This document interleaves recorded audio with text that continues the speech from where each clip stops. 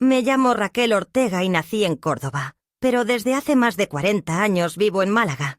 A los 73 años, puedo decir sin miedo que he conocido tanto la ternura como la traición, y que ambas dejan marcas muy distintas en la piel, pero igual de profundas en el alma. Siempre he sido una mujer sencilla, hija de costurera y peón de almacén. Aprendí desde niña a sacar provecho de lo poco, a remendar más que a desechar, a agradecer más que a pedir. Tal vez por eso, cuando conocí a Ernesto, mi difunto marido, me pareció casi un milagro encontrar a un hombre que también viniera de la humildad, pero con una dulzura en la mirada que ninguna necesidad pudo endurecer. Con él formé la familia que siempre soñé. Nos casamos jóvenes, trabajamos duro, alquilamos primero un pisito húmedo y luego, tras años de ahorrar peseta a peseta, compramos un apartamento modesto en un barrio donde todavía los vecinos se saludaban por la ventana. Allí nacieron nuestros 2 hijos, Clara y Javier.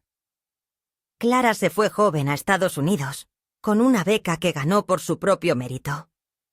Hablamos poco, no por falta de amor, sino porque la distancia y la diferencia de vidas fue creciendo con los años, como una hiedra que lo cubre todo sin que una se dé cuenta.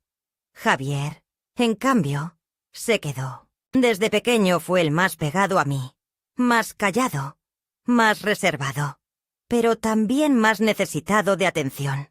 Ernesto solía decir que yo tenía debilidad por él, y no le faltaba razón. Cuando murió Ernesto, hace ya 16 años, fue Javier quien me abrazó en la sala del hospital sin decir palabra, solo apretándome la mano como si tuviera miedo de que también me esfumara. Tenía entonces 27 años y aún vivía en casa. Yo me convertí, sin planearlo, en el único sostén emocional que le quedaba. Desde entonces, mi vida giró en torno a él. Nunca me arrepentí, aunque a veces me preguntaba si lo estaba ayudando o retrasando. Pagué su máster en Derecho con un préstamo que tardé 8 años en devolver. Seguí planchando camisas y cocinando sus platos favoritos, hasta que se mudó a un pequeño estudio que apenas podía pagar. Le ayudé con la entrada, y durante años contribuí con lo poco que ganaba haciendo arreglos de ropa en casa para que él pudiera enfocarse en su carrera, sin preocupaciones. Recuerdo con nitidez la noche en que me trajo una botella de vino barato y me dijo que había sido aceptado en un bufete prestigioso. Yo lloré, no por el logro, que era suyo, sino por la sensación de que, por fin, todo aquel esfuerzo silencioso encontraba una especie de eco. Pensé, con ingenuidad, que era el inicio de una nueva etapa, una en la que podríamos ser madre e hijo desde otro lugar, más horizontal, más humano. Me equivoqué. Javier se fue alejando poco a poco. Primero fueron los horarios imposibles, luego las visitas reducidas a cumpleaños y fiestas, después las llamadas breves y apuradas. Pero yo me aferraba a cualquier gesto, como si cada abrazo incómodo fuera prueba de que aún me tenía en cuenta. Mi apartamento siguió siendo su casa de siempre, aunque ya no pisaba su umbral. Cuando me preguntaban por él, decía con orgullo que era abogado, que tenía amigos importantes, que salía en revistas de derecho. Me negaba a ver las señales del distanciamiento, como una madre que se niega a aceptar que su hijo ya no la necesita. O peor aún, que prefiere que no esté. Todo cambió el año pasado. Un jueves gris de febrero. Recibí una llamada de un número desconocido. Era el hospital. Javier había tenido un accidente. Nada mortal, dijeron, pero sí grave. Fractura de cadera, lesión en la pierna derecha, posible daño permanente si no se intervenía de inmediato. Mi mundo se tambaleó. No dudé un instante. Tomé mi bolso, mis documentos, me puse el abrigo y fui corriendo al hospital. Lo encontré sedado, pálido, pero respirando. Me permitieron tomarle la mano un momento, y ahí, viéndolo dormido, su rostro de niño cansado, pensé que el tiempo no había pasado para mí, que él seguía siendo ese niño que me necesitaba. Al día siguiente los médicos me explicaron que el seguro médico que tenía no cubría la totalidad de la operación, que haría falta cubrir un importe importante, de forma inmediata. Clara estaba en San Diego, y yo no tenía tiempo para discutir con bancos ni esperar decisiones ajenas. Esa misma tarde, abrí mi caja de joyas. No era mucho, pero sí lo más valioso que conservaba de Ernesto. Un par de anillos antiguos, una pulsera de esmeraldas que había pertenecido a su madre, y un broche de oro blanco que él me regaló en nuestro aniversario número 25. Cada pieza tenía su historia, su peso emocional. Lloré mientras las envolvía en un pañuelo de lino. Las llevé a una joyería de confianza. El tasador me reconoció, bajó la voz y me ofreció una cifra que acepté sin regatear. Cuando me entregó el dinero, sentí que estaba vendiendo una parte de mi alma, pero también que estaba salvando algo mucho más importante. Un hijo no se mide en quilates. Pagué la operación sin decirle a Javier de dónde salía el dinero. Nunca lo supo, o tal vez lo sospechó, pero eligió no preguntar. La recuperación fue lenta.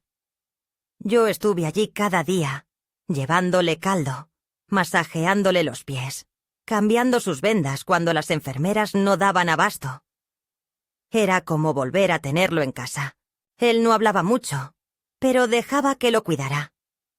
Nunca me dijo gracias. Yo no esperaba eso. Lo que deseaba era otra cosa. Un gesto, una mirada de complicidad, el reconocimiento mudo de que, después de todo, seguía siendo su madre.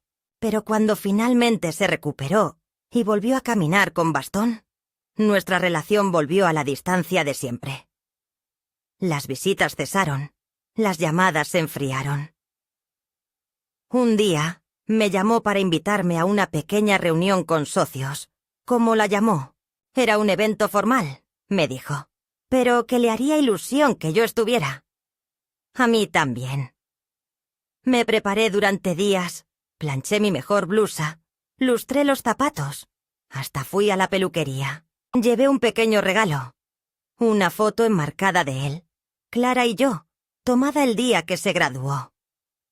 La envolví en papel celeste y la metí en mi bolso con una mezcla de ilusión y ansiedad. Pensé que por fin él iba a reconocer ante los demás lo que significaba nuestra historia. Que iba a decir, ella es mi madre, la mujer que me salvó. Pero lo que ocurrió esa noche fue otra clase de revelación. Una que no olvidaré jamás. El día de la reunión llegó con un sol extraño de primavera anticipada, uno de esos días en que la ciudad parece más amable, como si todo conspirara para que uno se sintiera ligeramente optimista. Me levanté temprano. Preparé un café con leche y 2 tostadas con mermelada de higos, como las que me hacía Ernesto los domingos cuando aún compartíamos el mismo silencio cómplice al leer el periódico. Me senté junto a la ventana, observando cómo los rayos doraban los balcones y escuchando las voces lejanas del mercado en la calle de abajo. Pensé en Javier, en cómo habría organizado todo, en qué clase de socios tendría ahora, en si se sentiría nervioso de presentarme. Una parte ingenua de mí aún creía que aquella invitación era una forma de tenderme la mano. Había imaginado que me abrazaría al llegar, que me haría pasar entre mesas elegantes con una sonrisa orgullosa, diciendo, «Ella es mi madre». Esa imagen se repetía como un mantra reconfortante.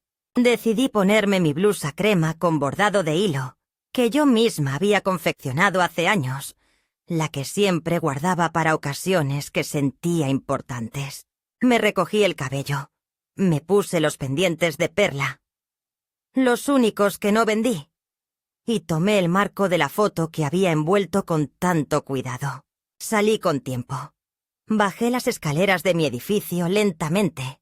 No por los años, sino por el peso que comenzaba a insinuarse en mi pecho sin motivo claro. Tomé el autobús número 11 hasta el centro.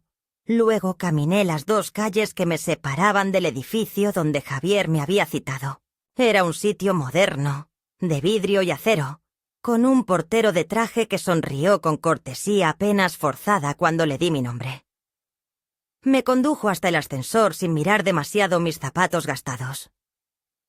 Subimos al 6º piso. Las puertas se abrieron a un espacio amplio y pulido, con mesas de madera clara, luces cálidas, sofás de diseño y esas plantas altas que no tienen olor, pero que dan una sensación de lujo sin esfuerzo. Un joven de rostro amable, tal vez un asistente, me saludó y me pidió que lo siguiera. Atravesamos una sala donde varios hombres y mujeres conversaban animadamente, copas en mano, vestidos con una informalidad tan medida que rozaba lo artificial. Algunos tenían acentos extranjeros, otros hablaban con soltura de cifras, proyecciones, nombres que no me decían nada.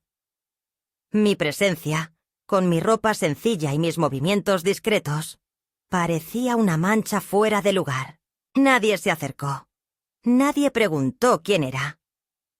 Al llegar a una zona más reservada del salón, lo vi. Estaba de pie junto a una mesa alta, riendo con un grupo de 4 personas. Llevaba un traje azul marino y un pañuelo de bolsillo que combinaba perfectamente con su camisa. Se movía con soltura, como alguien que había rehecho su identidad cuidadosamente, dejando atrás todo lo que no encajaba en su nuevo molde. Cuando me vio, su rostro se contrajo levemente. Apenas una sombra que cruzó su expresión antes de recomponerse. Caminé hacia él con la foto aún en la bolsa, esperando el abrazo, la bienvenida, algún tipo de gesto. Pero en lugar de eso, extendió la mano como si fuera una conocida de otra vida. «Raquel», dijo, sonriendo sin mostrar los dientes. «Qué gusto que hayas podido venir». Tardé unos segundos en entender que no me había llamado mamá. Sentí que algo se desprendía dentro de mí, como una costura que se suelta sin aviso. Respondí a su saludo con una sonrisa temblorosa, pensando que tal vez había un motivo, que tal vez estaba nervioso o confundido. «Claro que sí, hijo, no podía faltar». Una de las mujeres que lo acompañaban, alta, de cabello liso y perfectamente maquillada, lo miró con curiosidad. «¿Nos la presentas?». Javier vaciló un instante. Luego, con un tono frío y profesional, respondió: «Claro, esta es Raquel Ortega, una vieja amiga de la familia. Me ayudó mucho cuando estaba comenzando. Siempre ha sido muy generosa». La mujer asintió con un gesto cortés, como si yo fuera parte de una historia pintoresca. Los demás me dedicaron miradas vagas, amables por compromiso, y volvieron a su conversación. Yo me quedé ahí, de pie, con las mejillas ardiendo, sin saber dónde colocar las manos. Javier no me dirigió otra palabra en ese momento, ni una. Solo me señaló con un movimiento de cabeza una mesa lateral con algunas copas, y me dijo que me sintiera como en casa. Avancé hasta el rincón señalado. Tomé una copa de agua con gas, aunque mi estómago ya era un nudo. Me senté en uno de los sillones bajos, sintiendo que me hundía no solo en la tela, sino en un pozo invisible donde nadie me veía realmente. Desde allí podía observarlo, ver cómo se reía, cómo saludaba a unos y a otros con palmadas, cómo citaba frases en inglés, cómo se deshacía en elogios ante empresarios que apenas escuchaban.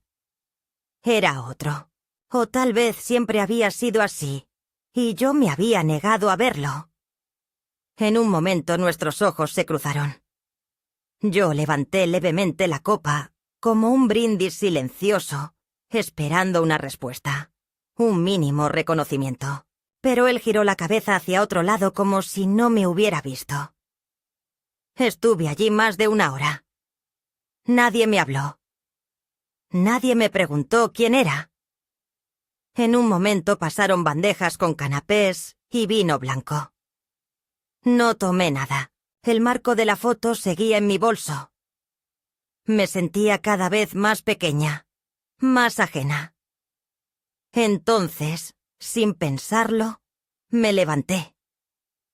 Caminé hacia él. Interrumpí discretamente una conversación y le hablé en voz baja, casi con vergüenza. ¿Podrías explicarme por qué dijiste eso de mí? Él me miró como si yo fuera una carga que no esperaba. No es el lugar, Raquel. Es un entorno profesional. Hay códigos.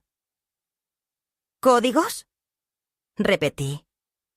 ¿Y qué código justifica negar a tu madre? Sus ojos se endurecieron. No hice eso. Solo te presenté de una forma más apropiada. No quiero que aquí piensen que vengo de dónde vengo. Y allí estaba. Toda la verdad en una frase. Yo era su vergüenza. Su pasado que debía ser disfrazado. Su madre costurera que vendió sus joyas para salvarle la pierna. Era ahora un lastre. Un anacronismo en su vida elegante. Me quedé mirándolo un instante, sin decir palabra. Luego metí la mano en el bolso. Saqué el marco con la foto y lo dejé suavemente sobre la mesa frente a él. Para que no olvides de dónde vienes, aunque lo intentes.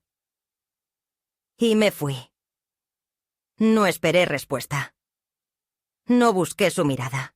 Atravesé el salón con la cabeza alta, sintiendo cada paso como un corte limpio que separaba lo que fue de lo que no volvería a ser. Al salir a la calle, el sol se había escondido. La tarde había cambiado y con ella, también mi corazón.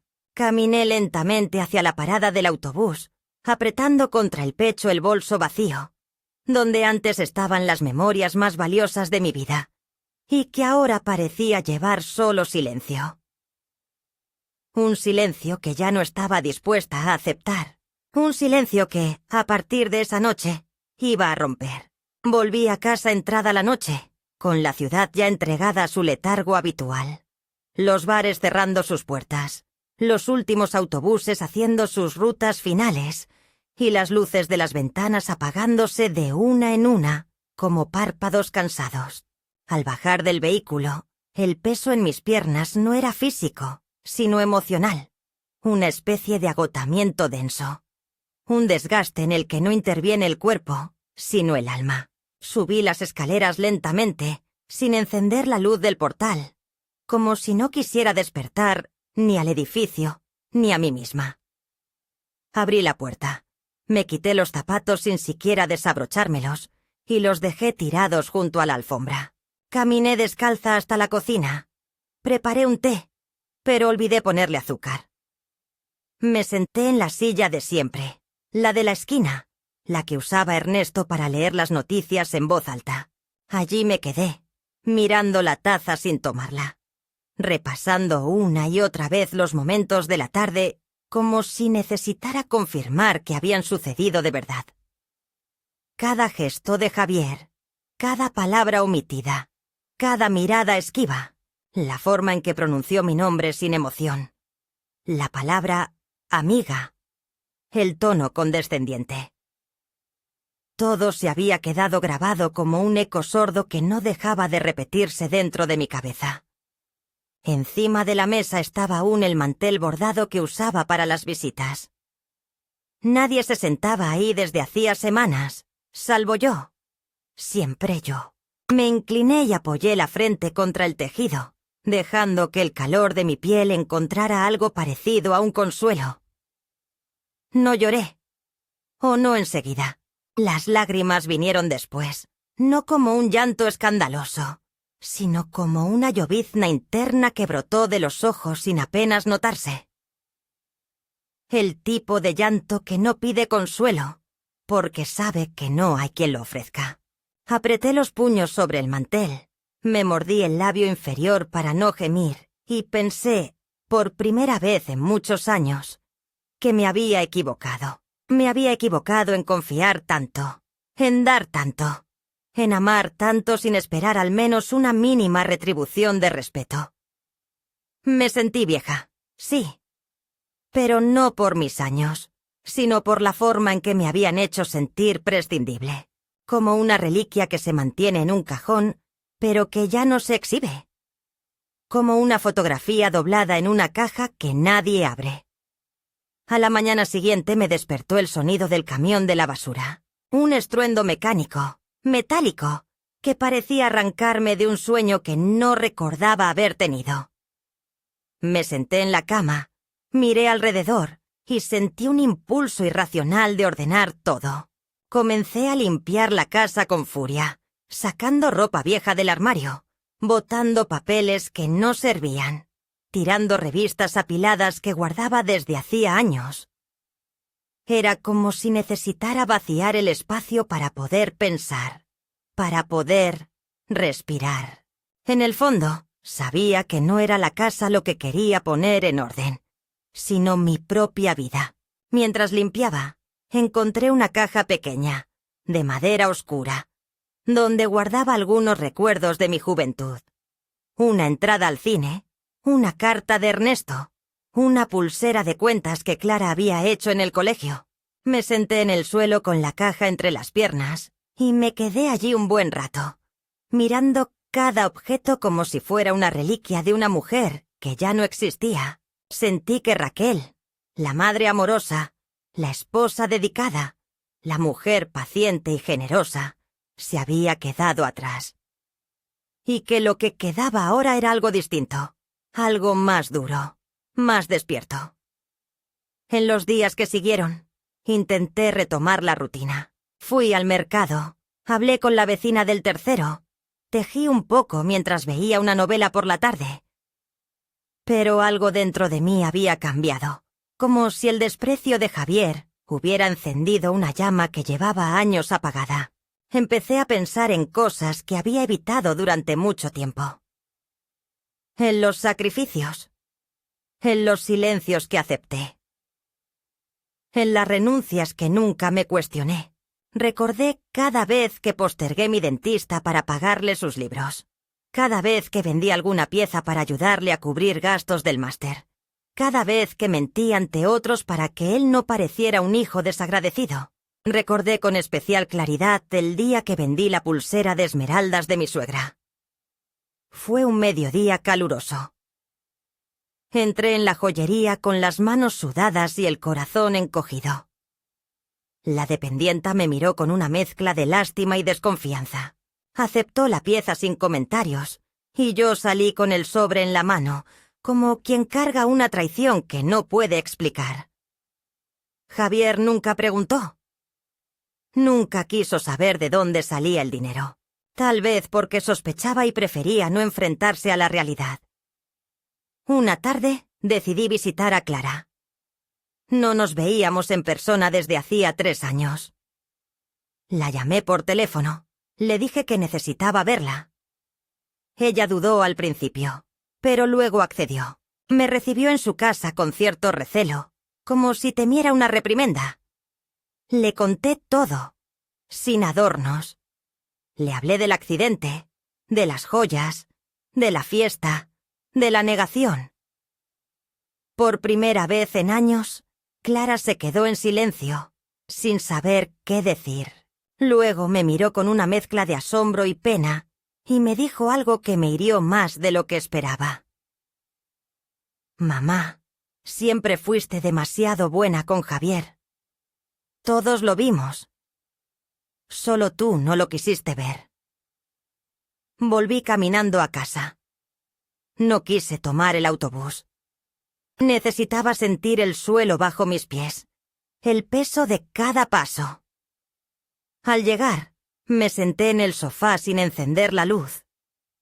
Miré alrededor y comprendí que el hogar que había construido con tanto esmero ya no era un refugio, sino una tumba para mis ilusiones.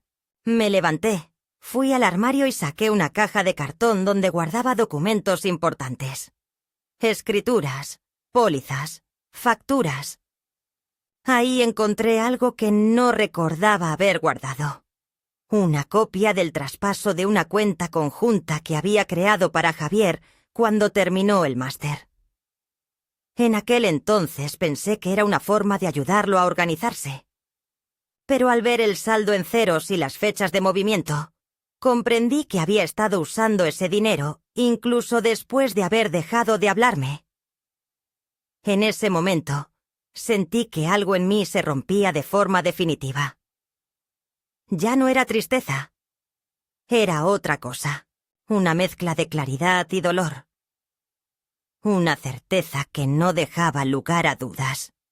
Había sido utilizada.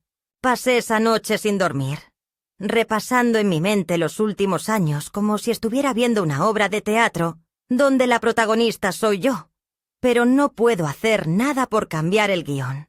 Pensé en las veces que esperé llamadas que nunca llegaron, en los cumpleaños en los que me contenté con mensajes de texto genéricos, en las navidades pasadas sola, diciendo a las vecinas que Javier tenía mucho trabajo para no tener que explicar la ausencia. Pensé también en lo que vendría, en cómo seguiría mi vida ahora que la venda se había caído. Y entonces supe que había llegado el momento de actuar. No por venganza, sino por dignidad. Supe que debía cerrar ese ciclo, que debía dejar de ser la madre que espera, que perdona, que justifica.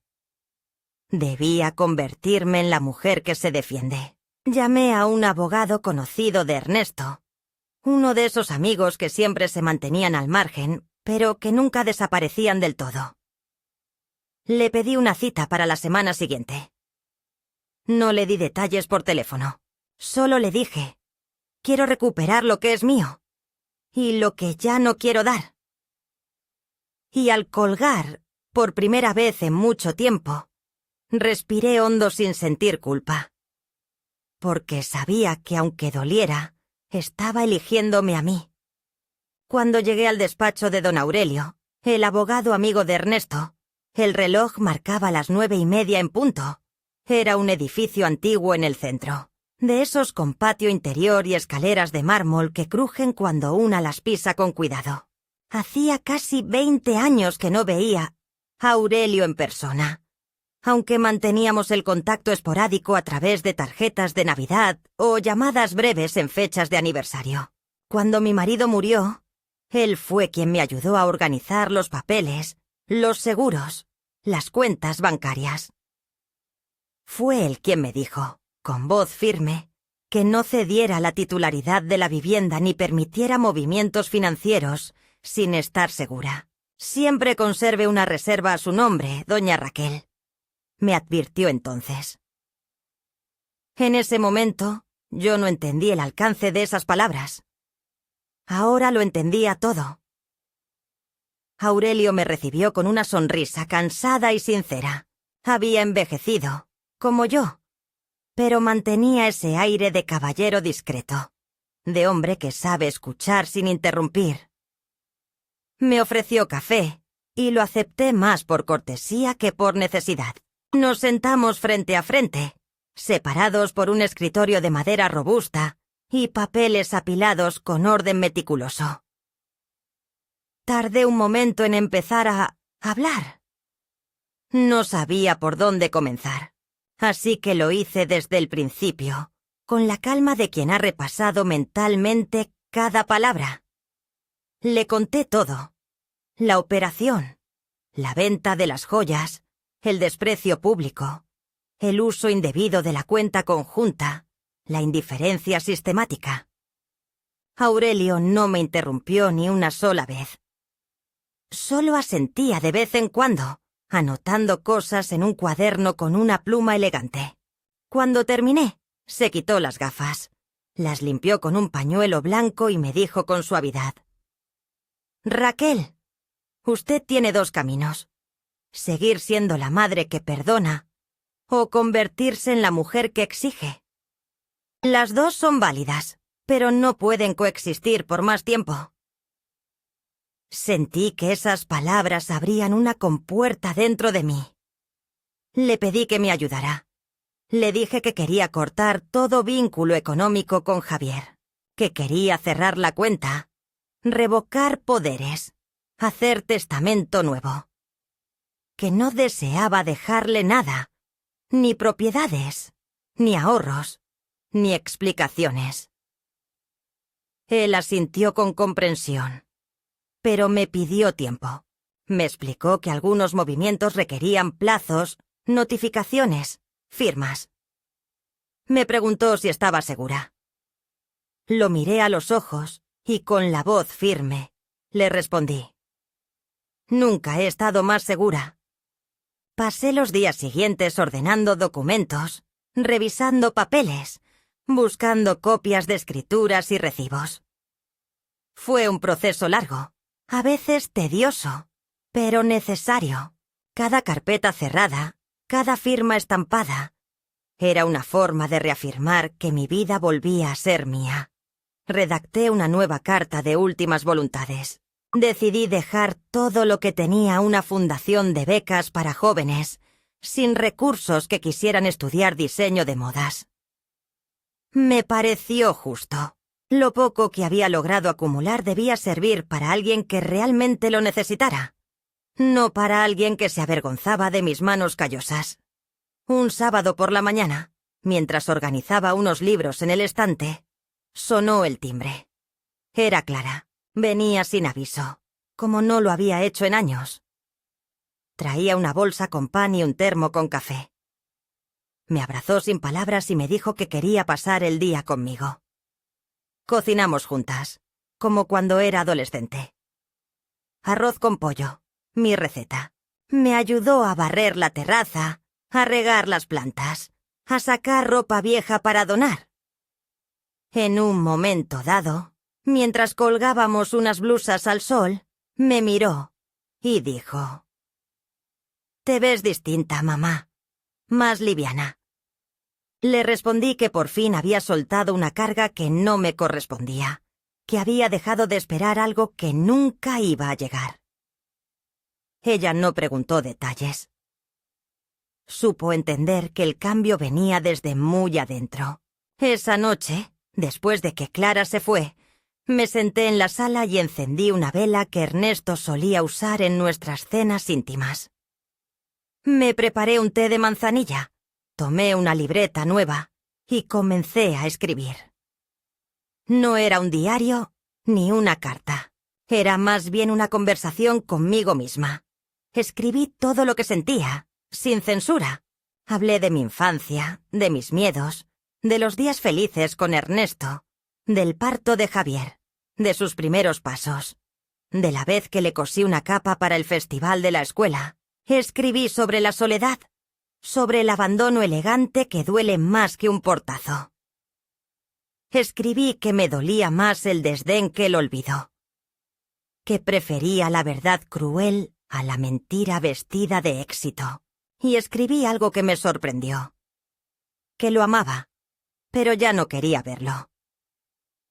Esa fue la frase que más me costó, pero fue la que me dio paz. Días después, Aurelio me llamó. Me dijo que ya estaba todo en marcha, que los poderes revocados habían sido entregados, que la cuenta había sido cerrada, que los documentos del Nuevo Testamento estaban listos para firmar. Le agradecí y colgué con la sensación de haber cruzado un umbral. No había marcha atrás. Esa misma tarde, Javier me llamó.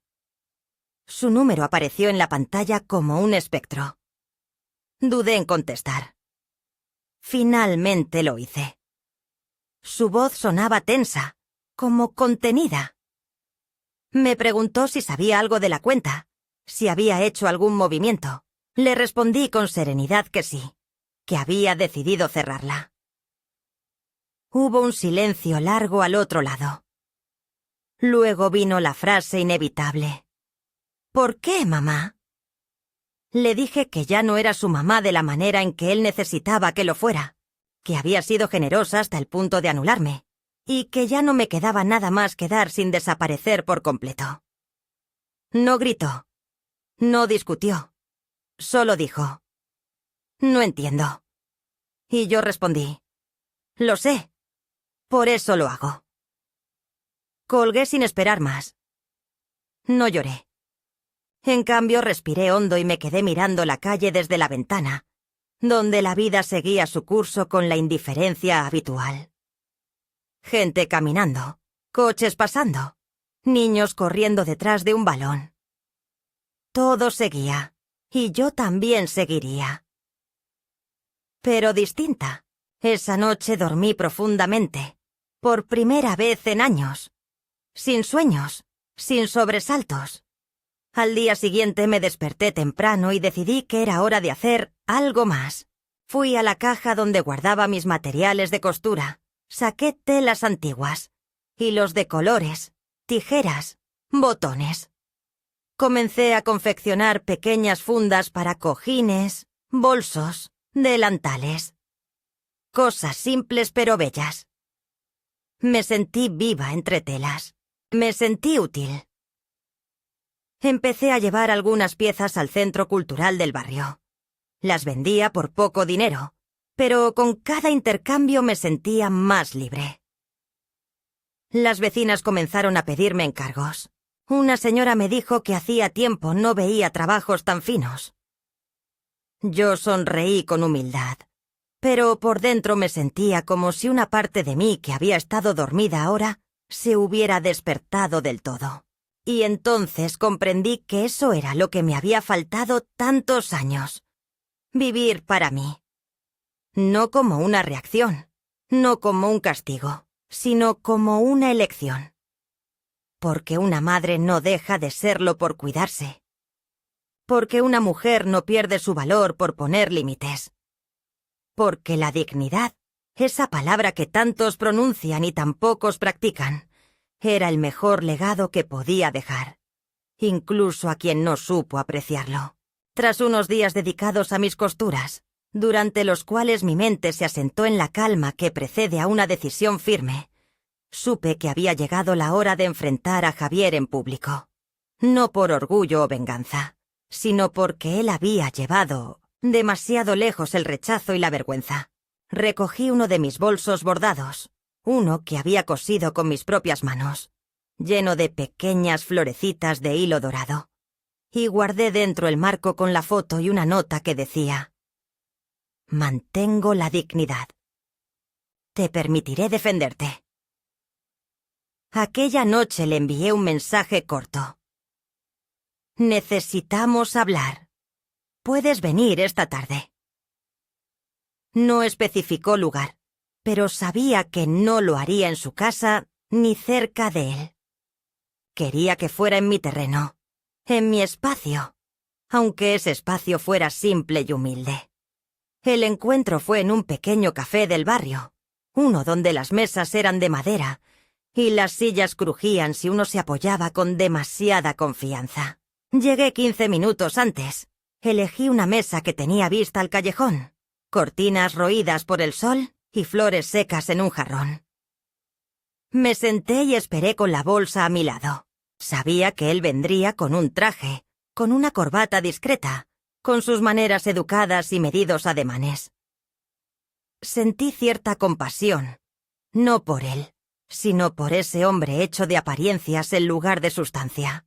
Pasaron varios minutos hasta que lo vi acercarse. Se detuvo junto a mi mesa y me miró, desconcertado. «Mamá, no esperaba que lo hiciéramos aquí», murmuró, único consuelo que pudo ofrecer antes de sentarse. «Este lugar me pertenece tanto como a ti», respondí, sin alzar la voz. «Podemos hablar aquí o en otro sitio que tú elijas. La decisión es tuya, pero el tema es este». Pidió un café solo. Yo tomé un té de hierbabuena. Durante los primeros minutos hablamos de banalidades. El clima, las cosas que pasan en el barrio, saludos que se habían quedado pendientes. Intenté no perder la calma, pero cada segundo en que no cruzaba lo esencial me costaba un peso en el pecho. Finalmente, lo dije. «Quiero que hablemos de lo que pasó. En esa reunión. Pause. Cuando fingiste no conocerme. Y de lo que has hecho después. Cerrar cuentas, ocultar propiedades, silenciarme. Todo eso tiene un costo, Javier. Él me miró y sus manos temblaron ligeramente. No pretendí herirte, mamá, dijo con suavidad. Solo no sabía cómo presentarte. Fue más fácil decir que eras amiga de la familia. Esa frase me quemó por dentro. Fue más fácil para ti avergonzarte, ¿verdad? Pregunté. ¿Te imaginas que habría sido más fácil para mí? Haberte sentido orgulloso de tu madre. Pero tú no me quisiste ver. El silencio se instaló en la mesa. Parecía infinito, como si el café y el té hubieran absorbido todo el aire entre nosotros. Alzó la mirada, y por primera vez lo vi realmente triste. Estoy tratando de hacer algo bien, mamá. Seguimos tus consejos. Hemos crecido. Hemos logrado cosas. ¿A costa de qué? Interrumpí. A costa de borrar mi dignidad. A costa de fingir ante tus amigos que yo no existo. Si me avergüenzas, no me haces menos, sino que te rebajas tú. Sus ojos se clavaron en los míos. Y por un segundo, pensé que iba a romper el silencio. Pero solo exhaló. No es que no te quiera, es que no encajas en mi mundo. Aquello fue como una bofetada lenta, sostenida. Por un instante, pensé en llorar, pero sabía que no estaba ahí para eso. Déjame ayudarte a redefinir tus prioridades. Ofrecí con voz baja.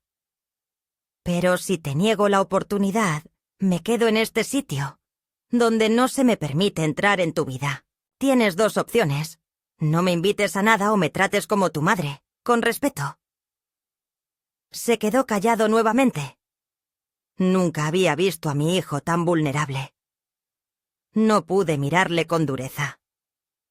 En lugar de eso, me acerqué un poco más. No busco arruinarte. Solo quiero que sepas que estoy devolviendo aquello de lo que tú ya no puedes disponer. Me canso de que me faltes al respeto. Y me cansé de dar sin figurar. El café y el té ya estaban fríos. Le pedí la cuenta y salimos. En la puerta me detuve. Lo miré durante un segundo que pareció eterno y le dije: esto no es una amenaza, es una elección. Sé que puedes decidir construir algo conmigo o sin mí, aunque eso implique verte solo más adelante. Pero no esperes que te mire con orgullo si eliges el silencio sobre el abrazo. Caminé hacia casa sin volver la mirada. Mi corazón latía fuerte, no de dolor, sino de determinación. Sabía que había cruzado una frontera invisible. Los días que siguieron fueron un torbellino de llamadas urgentes, mensajes tensos, correos formales. Él me lo explicó todo. Había retirado nombre en varios documentos, había modificado beneficiarios, había cerrado firmita una cuenta que yo gestionaba. Dijo que eran ajustes necesarios para la empresa familiar, que estaba intentando proyectar seriedad, coherencia. Le respondí con una carta. Breve, clara, sin reproches. Cuide su mirada hacia las personas que están junto a usted. No siempre corre quien habla más alto. A veces basta una mirada para definir quién merece pertenecer. La envió por correo certificado. No hubo respuesta, pero hubo un efecto inmediato. Su gesto más amable cuando le llevó la ropa al tintorero para que no se quedara en mi casa. Hubo una disculpa con voz apagada la segunda vez que me vio en la panadería. Hubo llamadas ocasionales, aunque cortas. Hubo una presencia sutil, no el abrazo reclamado, pero sí una aceptación tenue. Y al mismo tiempo, Comprobé que mi propia presencia empezaba a sentirse. En el café donde me reuní con Clara, la dueña me felicitó por mis bolsos. Dijo que transmitían una historia tejida con dignidad. En la calle, algunos vecinos me saludaban con la cabeza. Me preguntaban qué hacía. ¿Qué era ese proyecto que parecía mío? Mientras tanto, mi corazón se agrandaba. No era suficiente, pero era un comienzo.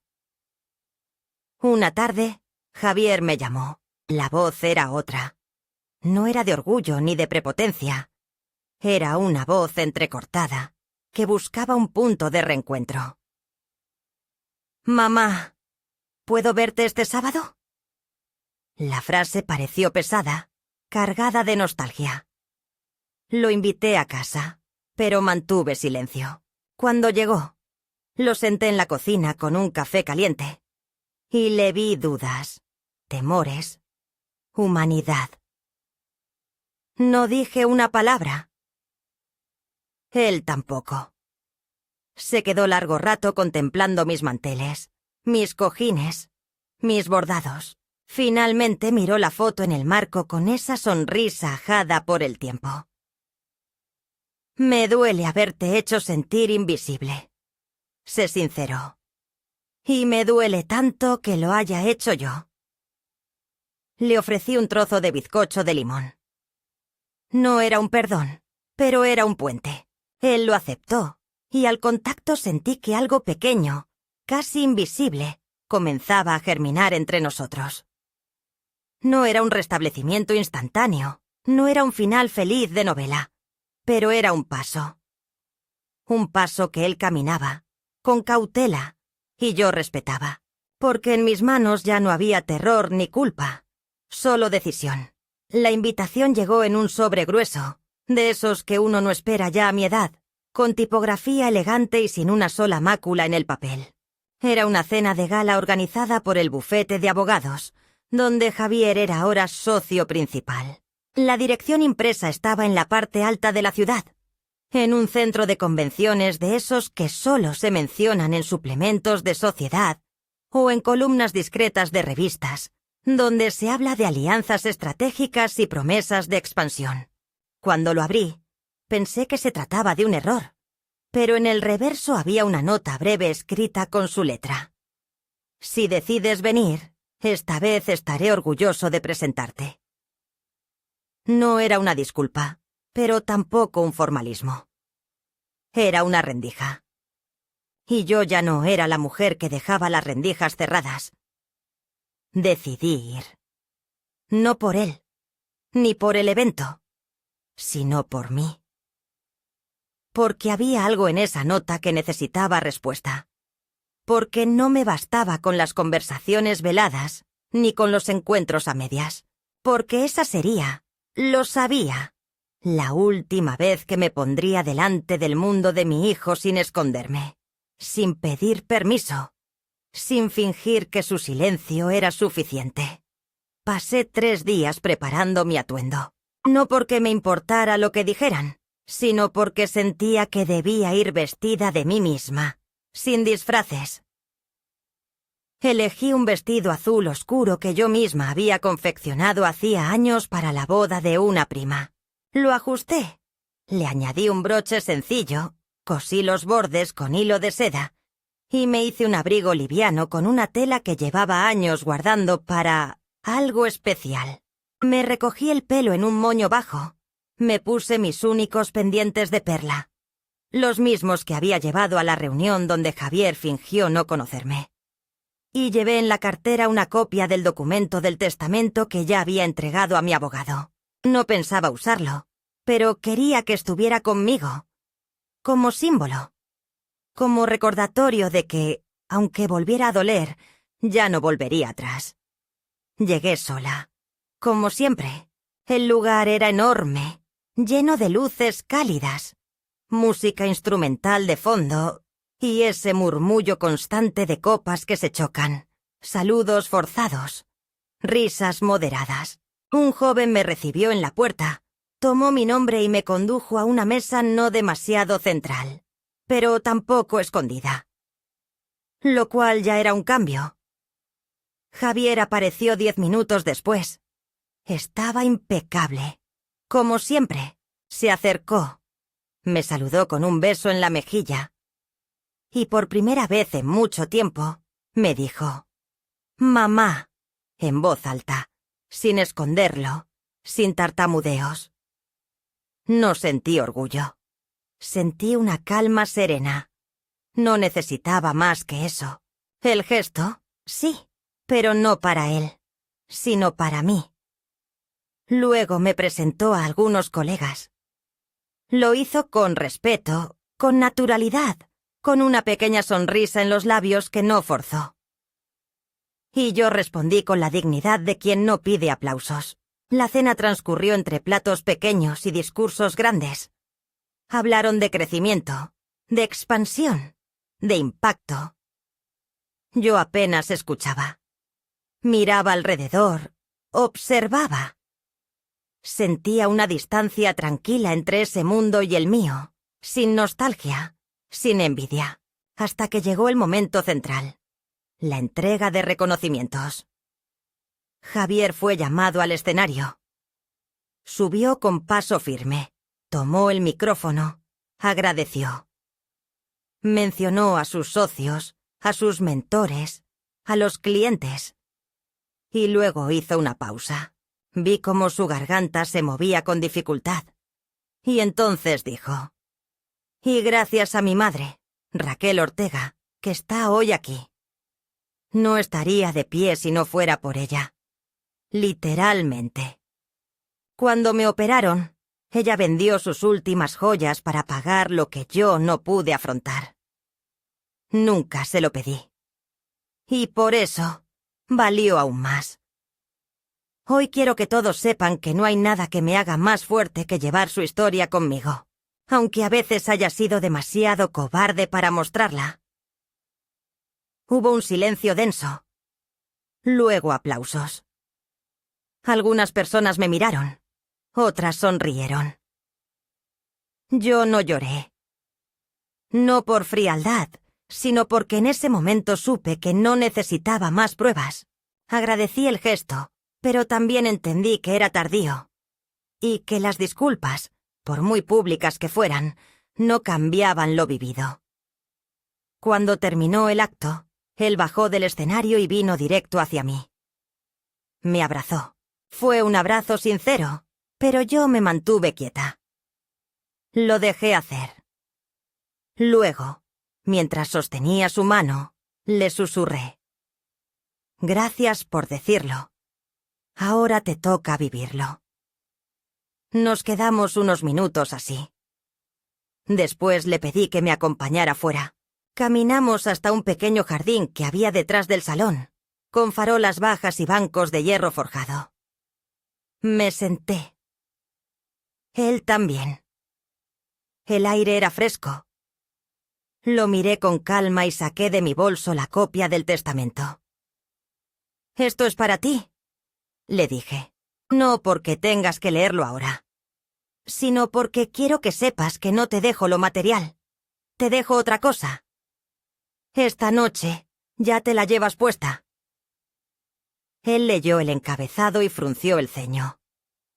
No habló. Yo seguí. «Lo que te di, Javier, no se puede devolver. Ni se paga. Y no hablo del dinero. Hablo de los años, de los silencios, de las esperas, de las esperanzas rotas. Yo ya no quiero que me lo agradezcas. Solo quiero que, cuando hables de mí, no te olvides de que fui más que tu madre. Fui la mujer que no se quebró, aunque tú lo intentaras». Él bajó la mirada.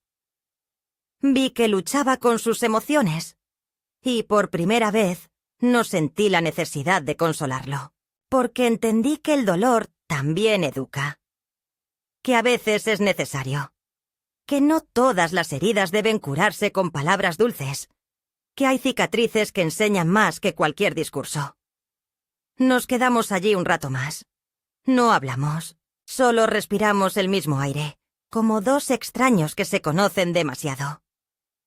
Luego me levanté. Le toqué el hombro y caminé hacia la salida sin mirar atrás. Al llegar a casa, me quité el vestido con lentitud. Me desmaquillé frente al espejo.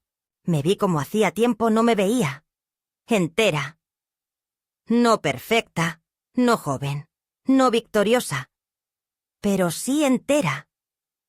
Me metí en la cama y apagué la luz con una sonrisa pequeña. Pensé en Ernesto. Pensé que, de alguna manera, él había estado allí esa noche. Que su fe en mí, esa que siempre me sostuvo, seguía viva. Y que finalmente yo también la había recuperado. Han pasado 7 meses desde aquella noche en la gala. No he vuelto a recibir invitaciones, ni flores, ni discursos públicos. Javier llama de vez en cuando, con una voz más humana que antes, menos formal, más titubeante. Como si aún no supiera del todo cómo dirigirse a una madre que ha dejado de esperar.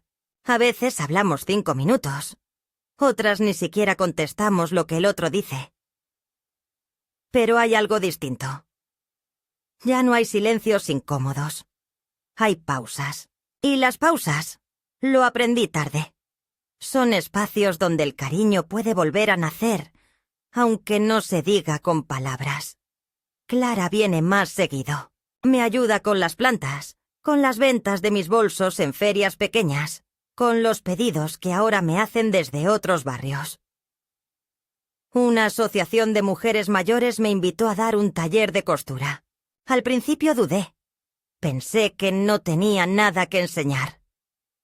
Pero bastaron 2 clases para darme cuenta de que lo que una ha vivido con las manos también puede compartirlo con la voz. En ese salón modesto, entre telas y agujas, encontré algo parecido a una segunda juventud. Una forma de estar en el mundo sin pedir permiso, sin esperar ser nombrada por otros. Hay días en los que me siento cansada, sí. Hay noches en las que la memoria me traiciona y vuelve a mostrarme escenas viejas. Javier con fiebre, Javier llorando cuando se cayó de la bicicleta, Javier durmiendo sobre mi pecho. Pero ya no me culpo por sentir, ni me dejo arrastrar por el dolor. Aprendí a mirar esos recuerdos con ternura, no como cadenas, sino como testigos de lo que fui. Ya no me defino por lo que hice por él, ni por lo que él decidió hacer conmigo. Me defino por lo que decidí no permitir más. A veces me preguntan si me arrepiento de haber vendido las joyas. No sé qué responder. ¿Cómo puede una arrepentirse de un acto de amor? Lo que duele no es el acto, es el silencio que vino después. Pero incluso ese silencio fue una especie de maestro. Me enseñó a oírme a mí misma, a nombrarme cuando otros no lo hacían, a no esperar redención donde solo hay ambición. Hace unas semanas, Javier me trajo una caja con un broche nuevo. No era de oro. Era de madera tallada, hecho por un artesano. Lo abrió y me dijo: «Sé que no reemplaza lo que perdiste, pero es lo más sincero que he dado en años». Lo miré, lo tomé entre las manos y lo acepté. No como compensación, sino como un símbolo. No se trataba del objeto. Se trataba de su gesto, de que por fin había comprendido algo. No todo, pero algo. Y a veces, algo es suficiente para seguir. A estas alturas, no espero reconciliaciones perfectas.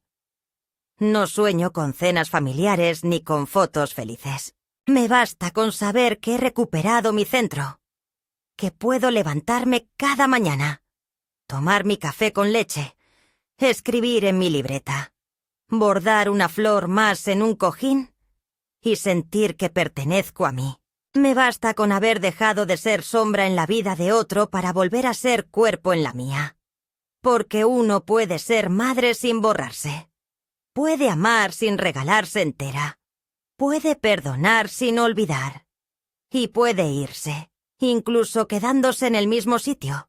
Ahora que escribo esto, sentada en el mismo rincón junto a la ventana donde solía esperar llamadas que nunca llegaban, me doy cuenta de que no espero nada.